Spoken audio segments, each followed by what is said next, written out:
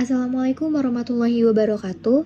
Kami mahasiswa semester 4 Manajemen Fakultas Ekonomi dan Bisnis Universitas Bina Niaga Indonesia akan menyampaikan materi mata kuliah Manajemen Operasi yaitu model antrian.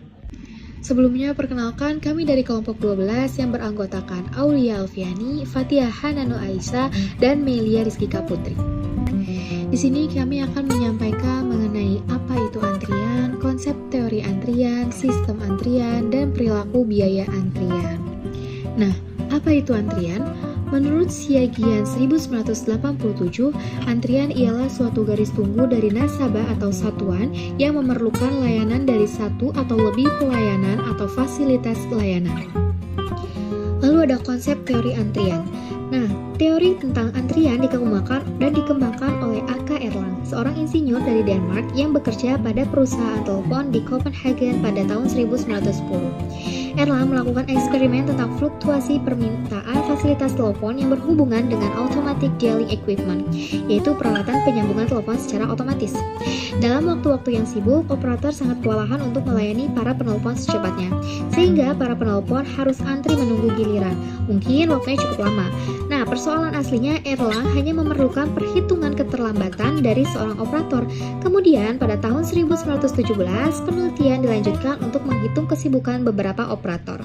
Dalam periode ini, Erlang menerbitkan bukunya yang terkenal berjudul Solution of Some Problems in the Theory of Probabilities of Significance in Automatic Telephone Exchange. Baru setelah Perang Dunia Kedua, hasil penelitian Erlang diperluas penggunaannya antara lain dalam teori antrian. Suparto 1987. Ada 3 komponen dalam sistem antrian, yaitu populasi dan cara kedatangan pelanggan, sistem pelayanan, kondisi pelanggan saat keluar skema. Populasi dan cara kedatangan pelanggan. Yang pertama, populasi. Populasi yang akan dilayani setiap masalah antrian melibatkan kedatangan, misalnya orang, mobil. Distribusi kedatangan. Distribusi kedatangan bisa teratur tetap dalam satu periode. Artinya, kedatangan unit atau pelanggan dalam antrian dengan unit atau pelanggan berikutnya memiliki periode waktu yang sama. Kedatangan yang seperti ini biasanya hanya ada di sistem produksi di mana antrian dikendalikan oleh mesin. Kedatangan yang teratur sering kita jumpai pada proses pembuatan atau pengemasan produk yang sudah distandarisasi.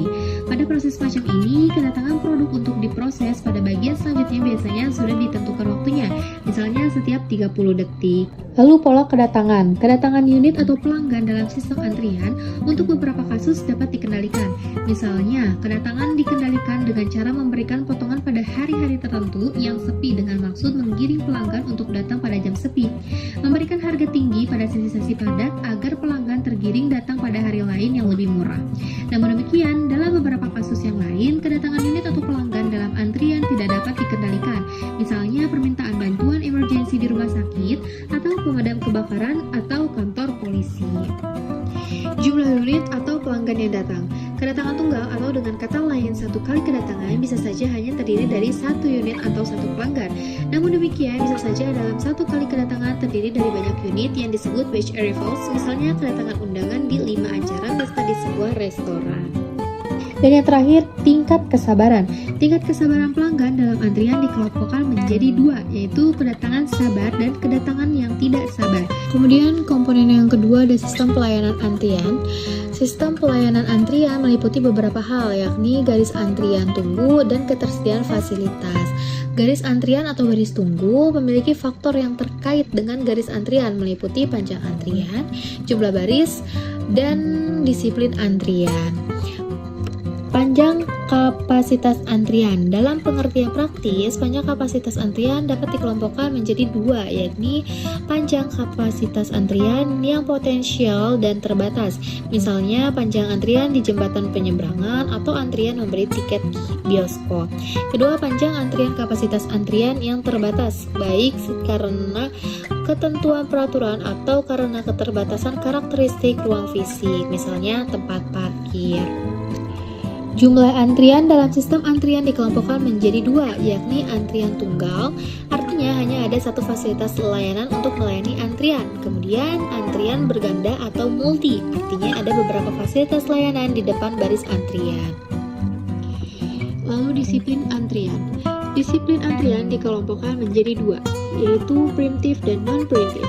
Disiplin preemptive menggambarkan situasi di mana pelayan sedang melayani seseorang, kemudian beralih melayani orang yang diprioritaskan meskipun belum selesai melayani orang sebelumnya.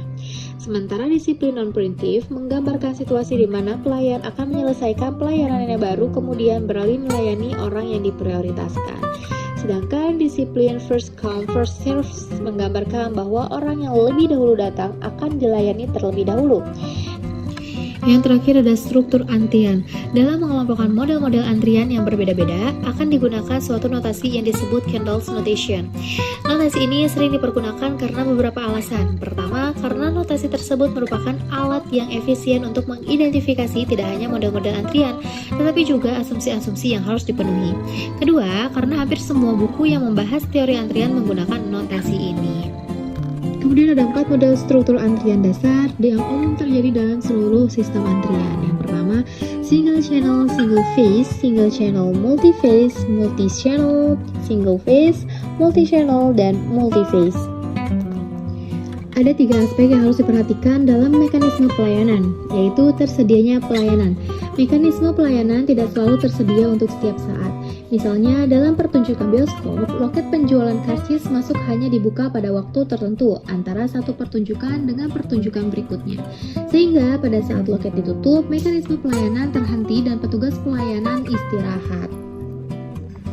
Lalu ada kapasitas pelayanan. Kapasitas dari mekanisme pelayanan diukur berdasarkan jumlah langganan yang dapat dilayani secara bersama-sama. Kapasitas pelayanan tidak selalu sama untuk setiap saat. Ada yang tetap, tapi ada juga yang berubah-ubah.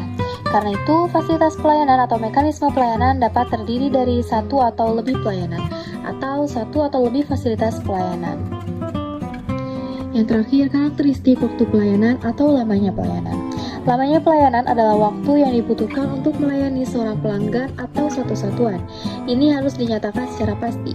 Oleh karena itu, waktu pelayanan boleh tetap dari waktu ke waktu untuk semua langganan atau boleh juga berupa variabel acak.